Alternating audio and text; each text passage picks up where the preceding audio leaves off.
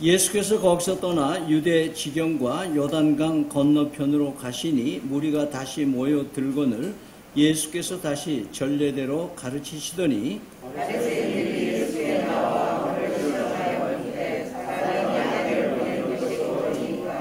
대답하여 이르시되 모세가 어떻게 너희에게 명하였느냐?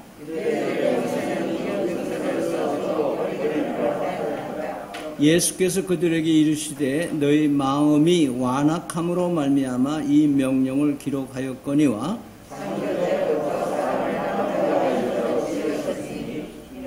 이러므로 사람이 그 부모를 떠나서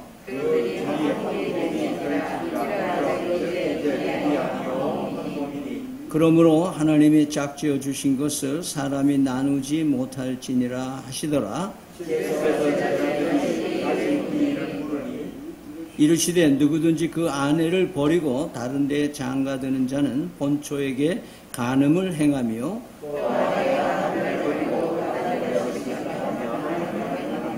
사람들이 예수께서 만져주심을 바라고 어린아이들을 데리고 오매 제자들이 꾸짖거늘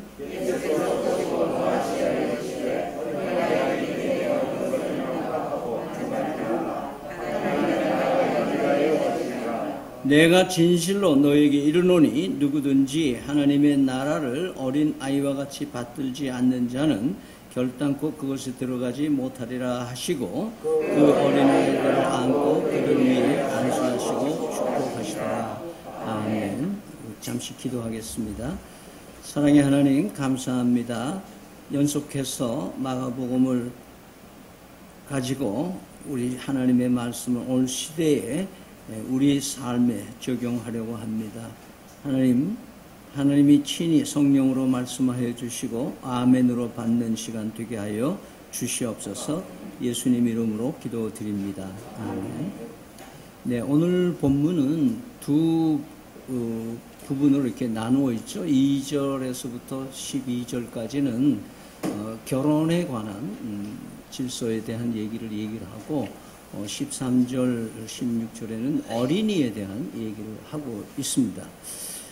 이 두 부분은 서로 다른 것 같지만은 사실은 한 가지 주제, 가정에 대한 얘기를 하고 있다는 것을 우리가 볼 수 있고 이것이 가정은 바로 하나님 나라와 연관이 있다고 하는 것을 말씀하고 있습니다.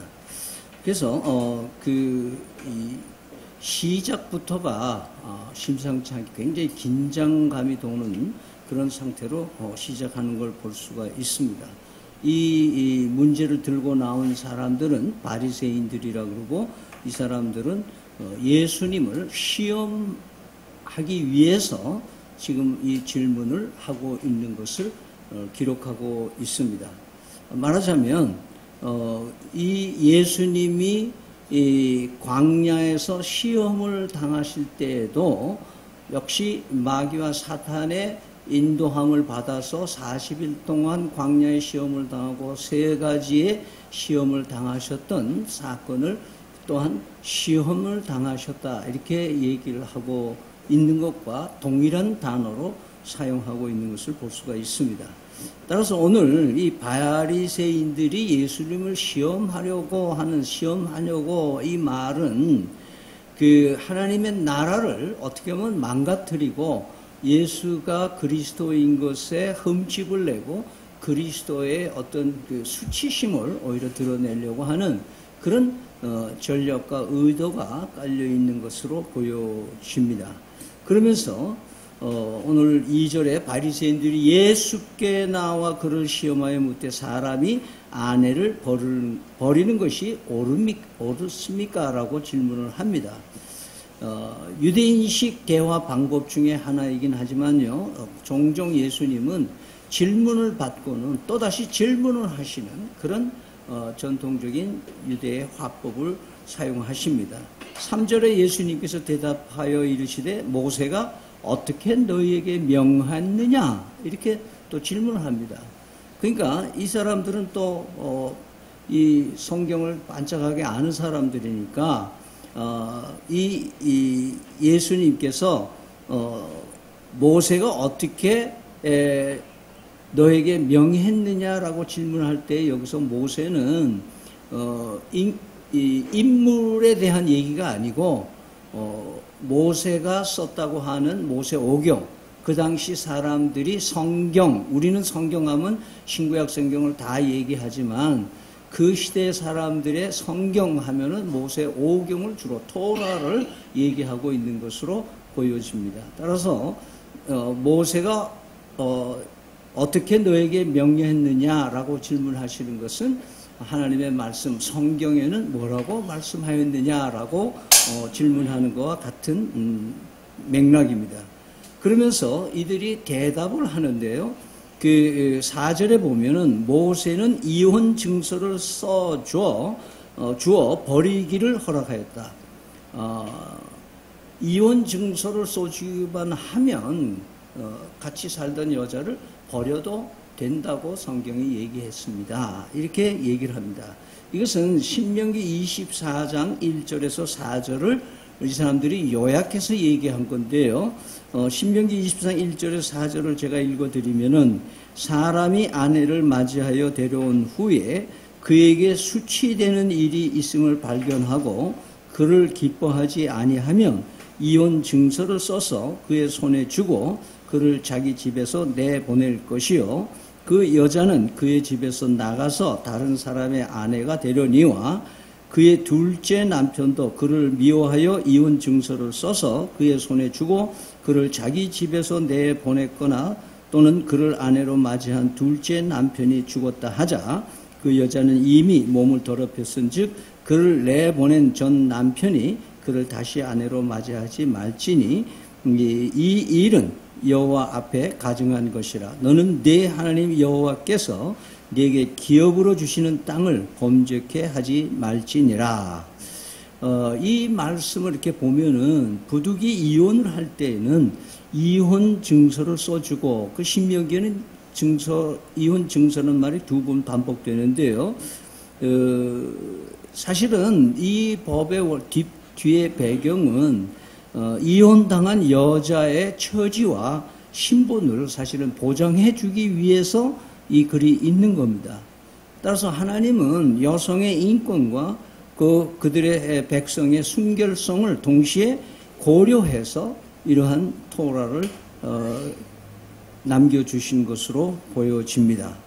그러면서 우리는 결혼에 관한 율법은 그 당시 사회에서 이것을 신명기에서 다루고 있는 것으로 봐서 사람들이 상당히 문란하게 결혼 생활을 하고 있었던 사회 현실을 보여주고 있고 또 바리새인들이 이 문제를 들고 나온 것 또한 그 시대상이 상당히 하나님의 결혼 법 질서가 흔들리고 있는 상황인 것을 우리는 보게 됩니다.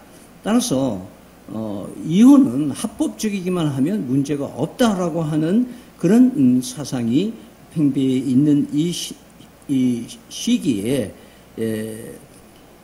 이들이 가져온 문제점에서 만약에 예수님이 이혼이 안 된다, 이혼하면 안 된다 이렇게 얘기를 하시면 이것은 토라, 모세의 법을 어기는 것이 되는 거고 또 이혼을 인정하면 결혼 질서를 파괴하는 걸 방조하는 것이 되기 때문에 예수님에게 좀 난관을 주는 좀 어렵게 하는 더군다나 독신인 예수님에게 이런 질문을 하는 것으로 상당히 긴장감이 도는 그런 분위기입니다. 그런데 예수님은 상당히 단호하게 6절에서 창조 때로부터 사람을 남자와 여자로 지으셨으니 이러므로 사람이 그 부모를 떠나서 그 둘이 한 몸이 될지라. 이것은 창세기 2장 24절에 있는 말씀을 그대로 인용을 한 것입니다. 이것은 예수님은 더 강하게 결혼 질서와 순결을 보호하기 위해서 강조하셨습니다. 그래서 오늘 본문에는 8절 9절에 이러한즉 이제 둘이 아니요 한 몸이니 그러므로 하나님이 짝지어 주신 것을 사람이 나누지 못한다. 왜냐하면 결혼은 가정 질서라고 하는 그 질서는 인위적으로 인간이 만들어내고 제정한 그런 사회 제도가 아니라고 말씀하고 있는 겁니다. 창세기에서 아담과 하와를 지으시면서부터 시작했던 인간을 번창하고 복주시기 위한 하나님의 축복의 창조의 질서 가운데 이 결혼이라고 하는 질서를 하나님께서 두셨다 이 말이에요. 여러분들이 잘 알지만 기독교인이 아니더라도 전통적인 혼례를 주례하는 사람들도 하나같이 말하는 게 뭐예요? 결혼은 천륜이다 이렇게 얘기해요. 하늘이 내려준 율례다. 자, 그러면서 하나님은 하나님의 창조의 질서의 핵심인 사랑, 하나님이 사랑이라고 하는 거예요. 하나님 사랑을 가정을 통해서 소통하고 전수하고 역사를 만들어가는 것이 이 가정이라고 하는 공동체라고 하는 것입니다. 이것은 교회와 함께 가정이라고 하는 이 공동체는 하나님의 거룩과 사랑을 이 세상에 펴나가시는 하나의 방편으로서 이 신성함을 인위적으로 파괴하고 허무는 것은 커다란 하나님 앞에 범죄라고 얘기하는 것입니다. 그러므로써 인위적으로 하나님의 원 의도를 저버리고 그 모세가 얘기한 대로 이혼 증서를 써줘 무조건 이혼해도 된다고 하는 그 사실이 왜 잘못됐느냐 하는 것을 예수님은 5절에서 설명을 합니다. 우리 5절을 같이 한번 읽을까요? 예수께서 그들에게 이르시되 너희 마음이 완악함으로 말미암아 이 면역을 기도하였거니와. 너무 사람들이 이 완악했다. 이 완악이라는 말에 원래 우리말로 하면 메말랐다. 사랑이 없다. 근데 결혼이라고 하는 가정이라고 하는 패밀리라고 하는 핵심 가치는 사랑인데 사랑이 메말라 빠졌기 때문에 결혼 질서를 마음대로 사람들이 헤어지고 또 만나고 이렇게 되는 이 상황을 하나님께서 일침을 가하기 위해서 그리고 그 질서를 확보하기 위해서 사람의 인권을 근본적인 인권을 보호하기 위해서 이런 이혼 증서를 그래도 최소한도 써줘야 된다라고 말씀하신다고 얘기를 하고 있습니다. 따라서 우리 인간이 가정이나 사회에서나 어디 교회에서나 중심은 사랑이라고 말씀합니다. 하나님의 율법을 백성을 사랑하기 때문에 주신 것을 우리는 알아야 됩니다. 율법이라는 것을 우리는 잘못 생각하고 있습니다. 제가 자주 말씀드리지만 여러분의 관연한 딸이 이제 이 외출을 하고 돌아올 때 아버지가 아주 엄하게 야, 너 10시에는 분명히 와야 돼. 앞으로 10시는 너 통행 이후에는 집에 없으면 안 돼. 이렇게 룰을 정하는 것은 그 아버지가 그 딸을 사랑해서 그것을 하는 거지. 딸의 입장에서는 뭐예요? 11시도 될 수 있고 새벽 2시도 들어올 수 있는데 왜 하필이면 10시냐? 너무 가혹하다. 이렇게 말할 수도 있고 항변할 수도 있을 겁니다. 그 우리 인간이에요. 하나님이 율법을 정하시고 법을 정해주신 이유는 그 근본 생각 밑에는 뭐가 있다고요? 사랑입니다. 하나님이 인간을 너무 잘 아시기 때문에 사랑하시기 때문에 이런 룰을 정해주시는 거예요. 그런데 인간은 이 사랑을 쑥 빼먹고 율법으로만 윤리와 도덕으로만 자꾸 뭔가 하려고 하고 그래서 이 결혼을 어떤 제도화 안에서만 생각하려고 하는 인간사를 오늘 예수님은 지적해 주시는 겁니다. 여러분 율법이 사랑이라고 하는 걸 뭘로 증명할 수 있어요? 마태복음 22장 37절에서 40절 보시면은 어떤 율법사가 와서 율법에서 제일 큰 계명이 뭡니까? 이렇게 질문하잖아요. 그때 예수님께서 뭐예요? 내 마음을 다하고 내 목숨을 다하고 뜻을 다해서 주 너의 하나님을 어떻게 하라? 사랑하라. 이것이 크고 첫째 되는 계명이니 또 이와 같으니 내 이웃을 내 몸과 같이 사랑하라. 하신 이 두 계명은 율법과 선지자의 뭐라? 강령이다. 핵심이다. 그래서 율법을 사랑으로 풀어내야 되는 것처럼 결혼 서약과 결혼 관계도 사랑으로 풀어내야 된다는 것이죠. 남녀가 결혼할 때 사실은 우리는 사랑을 오해하고 결혼을 합니다. 사랑을 어떤 낭만적인 거, 어떤 소설적인 거, 어떤 굉장히 판타지한 걸로 생각을 해요. 그래서 사랑을 어떤 이 감각적인 거, 감성적인 거, 이런 것들을 통해서 이걸 사랑이라고 오해하는 거예요. 쉽게 말해서 성경에는 사랑을 에로스적인 육체적인 사랑과 아가페적인 하나님의 사랑과 필로스적인 친구의 사랑, 이런 세 가지로 단어로 얘기하듯이 우리는 사랑 그러면 모든 사람들이 에로스적인 사랑을 얘기를 하는 거예요. 그래서 이것은 극히 이기적인 사랑이 되기 때문에 그것을 마치 사랑으로 알고 결혼을 하는 것은 상당히 이 문제가 있는 것이다. 요즘에 이 젊은이들이 결혼하지 않으려고 하는 또 다른 의미 중에 하나는 결혼을 해야 하는 사랑이라고 하는 것에 대해서 거짓된 사랑에 대한 것들에 피해를 입은 경험들도 있고, 이것들을 보고 또 어머니 아버지 살아가는 모습 보니까 이것은 진짜 사랑으로 사는 게 아니라 제도에 묶여서 율법적으로 살아가는 사랑, 그저 어쩔 수 없이 그냥 사는 거예요. 이것이 지금 현재 젊은이들에게 결혼에 대한 축복이 없는, 결혼하는 것이 하나님의 축복인데 왜 우리는 이토록 메말라 있는가? 하도 메말라 있으니까 하나님께서 뭐예요? 너희들이 갈라지려면 증서를 써서 법적인 확인을 받고 해라. 얼마 전부터, 한 10년 전부터 이혼 소송을 하면은 그 기간을 두고 있죠. 왜? 너무 감정적으로 나와서 하지 말고 좀 이 숙련 생각하는 기간을 법적으로 보장하는 그런 제도가 있는 것은 상당히 의미 있는 법일 수 있습니다. 그러므로 우리는 이런 배하고 오늘 말씀을 통해서 이혼은 하나님이 금하시는 다른 죄와 마찬가지로 죄다. 이걸 확실히 오늘 말씀하시는 거예요. 이혼은 죄다. 그러니까 여러분들이 살면서 이혼하자는 말을 내 입에서 절대 하지 않는다. 지금까지 몇 번 했으면 하지 말아요. 내 입에서는 하지 말아요. 그리스도 하나님이 금하시는 거니까. 그러니까 이혼을 생각했다고 하는 것도 죄고, 이혼을 하려는 마음을 가졌다면 하나님께 그 생각을 회개해야 돼. 왜? 하나님 죄니까.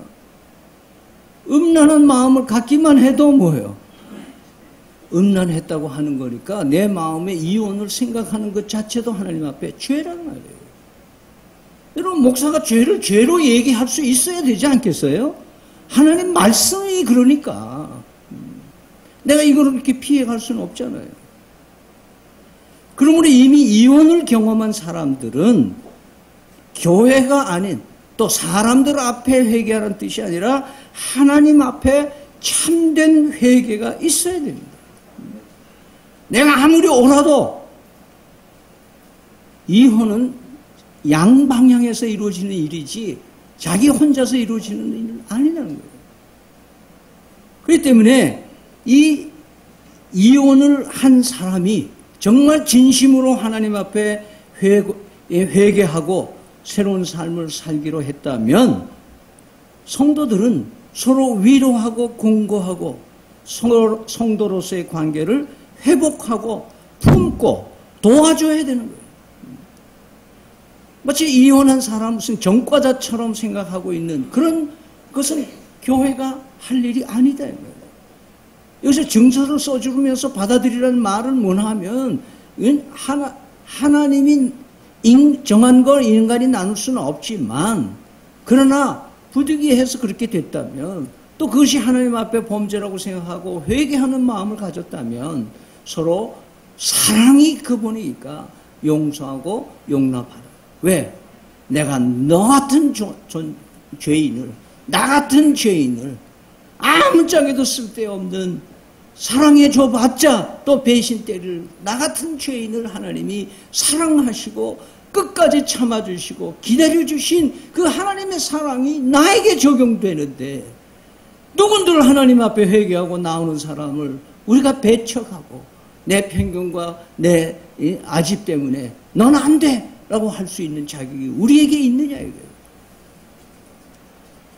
그러므로 우리는 가정과 교회에서 예수님처럼 과거를 묻지 말아요. 과거에 어떤 삶을 살았던 간에 지금 하나님 앞에 바로 서가고 회개하고 참된 하나님과의 관계를 살아가고 이웃과의 관계를 갖고 사랑으로 돌아왔다면 서로 형제 자매가 되는, 서로 떡과 잔을 떼는 그런 축복된 하나님의 권속이 된 줄 믿으시기를 바랍니다. 자, 그런데요, 예수님께서는 이 가정에 대한 얘기를 하면서 갑자기 어린아이를 주제로 끌고 나오시는 거예요. 이게 무슨 관계가 있지? 왜 갑자기 어린애가 나오느냐? 13절에 보면 사람들이 예수께서 만져주심을 바라고 어린이들을 데리고 오며 제자들이 꾸짖거늘 예수께서 보시고 노하시어 이르시되 어린 아이들이 내게 오는 것을 용납하고 금하지 말라. 하나님의 나라가 이런 자의 것이니라. 내가 진실로 진실로 이르노니 누구든지 하나님의 나라를 어린 아이와 같이 받들지 않은 자는 결단코 그것에 들어가지 못하리라. 그 어린 아이들을 안고 그들을 위에 안수하시고 축복하시니라. 자, 여기에 등장하는 사람은 앞에 바리새인들과 대조되지 않아요? 보세요. 앞에 바리새인은 하나님의 나라 가정을 허물려고 하는 사람이고, 여기에 사람들은 뭐예요? 어린 아이들을 예수님께로 데려오는 모습, 예수님께로 영혼들을 데려오는 하나님의 나라를 살리고 세우려고 하는 사람들의 마음을 우리는 볼 수가 있는 거예요. 대조적인 거예요. 그럼 우리가 어떻게 살아야 되느냐? 이 사람들처럼 최소한도 내가 어떻게 하지는 못하지만은 예수님께로 데려오기만 하면 예수님께서 어떻게든지 손보시고 한다 이거예요. 그런데 이 사람들은 예수님께 데려오는, 살리고 세우는 일에 부름을 받아서 아이들을, 자기 아이들인지 동네 아이들인지 우리는 알 길은 없지만 데려왔는데, 제자들은 뭐예요? 예수님하고 나하고의 특별한 관계 때문에, 기득권이 있기 때문에 더군다나 이 애들 데려오는 것을 금했다 이렇게 얘기해요. 이것은 사랑이 없는 율법으로는 가정과 교회가 역할을 할 수 없다는 것을 우리에게 말씀하고 있습니다. 예수님은 율법이 아닌 사랑으로 죄인들과 상대하신다는 것을 잊지 마시기 바랍니다. 율법은요, 사실은 울타리와 같은 거예요. 율법으로는 울타리와 담이 있어서 아무리 사람이 의롭게 되고 율법을 완성하려고 해도 불가능한 거예요.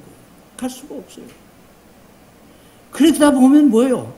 하도 하나님께서 안타까우시니까 예수님을 이 땅에 보내시고, 그래서 율법으로는 하나님께로 나올 수 없지만 문으로는 들어올 수 있잖아요. 문으로. 그래서 사랑을 뺀 율법주의자들, 이들은 담을 만들고, 이들은 사람들이 하나님께 나오는 것을 방해하고 있는 그런 양태를 우리는 보면서, 오늘 하나님은 제도에 매여서, 율법에 매여서, 윤리와 도덕에 매여서 영혼이 하나님께 나오는 것을 저지하고 막고, 또 우리의 잘못된 생각으로 그들이 하나님께 나오는 것에 방해물이 된다면, 방해가 된다면 이것은 우리 하나님 앞에 또 다른 큰 범죄를 저지른다는 것을 볼 수가 있습니다.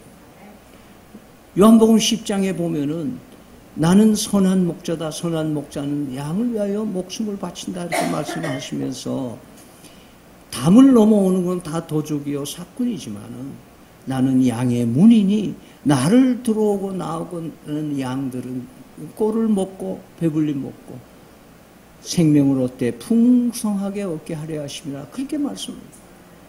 나는 문이다. 나를 통해서 어떻게 문이 되셨어요? 율법으로 꽉 막힌 담밖에 없는데 담을 헐어내신 건 에베소서에서 얘기하는 담을 헐어내시는 것은 예수님이 몸으로 하세요. 에베소서 2장 14절에 그는 우리의 화평이시니라 둘로 하나를 만드사 원수된 것 곧 중간에 막힌 담을 자기 육체로 하시고 예수님께서 불의한 자들이 죄인들이 도저히 울타리 때문에 하나님 앞에 나갈 수 없는 지경에 이르렀을 때 예수님이 이 땅에 오셔서 그의 몸을 십자가에 높이 매어 달리셔서 살이 찢기시고 진액을 쏟으시고 죽으셔서 3일 만에 다시 살아나셔서 우리의 문이 되셨다. 예수 그리스도를 믿으면 나로 말미암지 않고는 아버지께 나올 자가 없다고 말씀하시는 예수님의 구원의 문이 우리에게 열려 있다고 말씀하고 있는 것입니다. 따라서 교회와 가정은 편견과 아집으로 될 수 없습니다. 교회다운 교회가 되려면 성도가 성도답게 살아가려면 가정이 가정다울 수 있으려면 우리의 편견과 아집과 도덕적 윤리 문제로 풀어가는 게 아니라 어린아이처럼 하늘나라를 받드는, 여기서 받든다는 단어가 손으로 붙잡는다는 말이에요, 사실은. 하나님의 나라를, 하나님의 말씀을, 예수 그리스도의 십자가를 내 손으로 꼭 붙들고, 그리고 그 원천이 사랑의 샘물에 사랑으로 덧대어지고 사랑의 공급을 받을 때 비로소 우리에게는 행복이라는 게 주어집니다. 아무리 고통스럽고 힘들고 억울하고 매몰찬 그런 세월을 보낸다 할지라도 하나님께서 그 눈물을 닦아주실 줄로 믿습니다. 그러므로 성도들은 예수님께서 죄인들을 영접해 주시는 것처럼 담으로 막혀서 절망 가운데 지치고 힘들어하는 가족들과 이웃들을 허물과 약점을 넘어서서 예수님의 사랑으로 품고 함께 행복을 만들어가는 성도들이 다 되시기를 기원드립니다. 했던 글이 있는데요. 무명 작가가 올린 인터넷에서 나오는 글입니다. 이것을 읽어드림으로 제 메시지를 마치도록 하겠습니다. 아름다운 사랑이 이야기가 있습니다. 흰 구름이 정처 없이 바닷가를 내려다보며 지나가고 있었습니다. 그러다가 바닷가 소나무 밑에서 서로 등을 나무에 기대고 이야기를 하고 있는 젊은 남녀를 보게 되었습니다. 흰 구름은 그들의 이야기에 귀를 기울여 봤습니다. 남자는 가방을 하나 메고 모자를 푹 눌러쓴 모습이었습니다. 자세히 보니 남자는 눈썹이 없었습니다. 문둥병에 걸린 환자였는데 그 흉한 모습을 가리기 위해 모자를 썼던 거죠. 제발 날 잊어버려. 난 문둥병자야. 나 같은 환자는 소록도에 가서 살아야 하는데 당신까지 문둥병자로 만들기는 싫어. 그러자 눈썹이 소립 같은 아름다운 여인이 말했습니다. 전 제가 했던 맹세를 지키기를 원해요. 기쁘거나 슬프거나 몸이 아프거나 병들었을 때에도 서로를 사랑하겠다는, 전 당신의 겉모습과 결혼하는 것이 아니랍니다. 당신의 자상함, 그 인간미를 사랑했어요. 저도 어디까지든지 따라가겠어요. 남자는 여인에게 화를 냈습니다. 야, 이 바보야. 난 사실 널 사랑하지 않아. 난 사랑하는 사람이 따로 있거든. 그래서 그녀와 같이 소록도에 가서 살기로 했단 말이야. 여인은 할 말을 잃고 머뭇거렸습니다. 아마도 심한 충격을 받았나 봅니다. 그 사이에 남자는 배에 올랐고 배는 곧 떠나버렸습니다. 여인은 눈물 어린 모습으로 떠나는 배를 쳐다보고 있었고 남자는 그제서야 배 위에서 울음을 터뜨렸습니다. 흰 구름은 비로소 그 남자가 여인을 위해서 거짓말을 했다는 것을 눈치챌 수 있었습니다.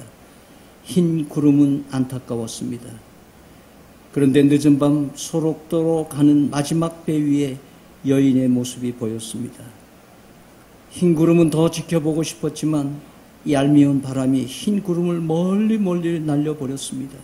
봄, 여름, 가을, 겨울, 봄, 여름, 가을, 겨울. 오랜 시간이 흐른 후 흰 구름은 다시 그곳에 오게 되었습니다. 흰 구름은 열심히 그들을 찾아 나섰습니다.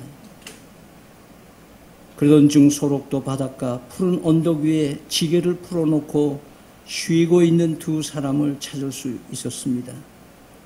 남자는 밀짚 모자에 고무신을, 여인은 머리에 수건을 두르고 있었습니다. 흰 구름은 아주 흐뭇한 표정을 지을 수 있었습니다. 수건을 풀어 땀을 훔치는 여인의 얼굴에는 행복이 가득해 보였습니다. 그런데 그 아름다운 솔잎 같던 눈썹이 보이지를 않았습니다. 산들바람에 밀려 떠나가는 흰 구름은 눈물을 흘렸습니다. 비록 모습의 아름다움은 잃었지만 그보다 더욱 아름다운 사랑을 얻었습니다. 사랑은 잃어버림조차도 아름다움은 어둠이 될 수 있는 그런 것이랍니다.